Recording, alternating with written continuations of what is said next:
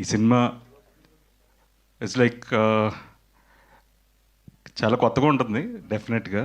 So and it is a family entertainer. So హ్యాపీగా family అంతా వెళ్ళి ఈ సినిమాని చూడొచ్చు.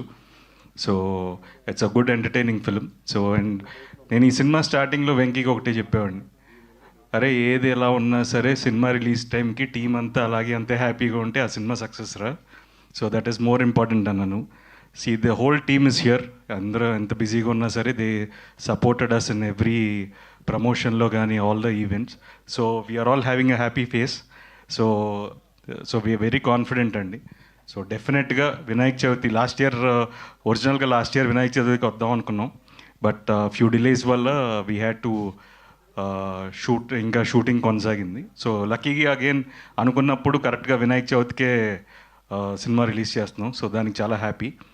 And my technicians and my co-stars అందరికీ ఈ సినిమా ఒక మంచి జ్ఞాపకంగా ఉంటుంది. సినిమా రిలీజ్ అయిన తర్వాత మంచి హిట్ అవుతుందని మనస్ఫూర్తిగా ఆశిస్తున్నాను.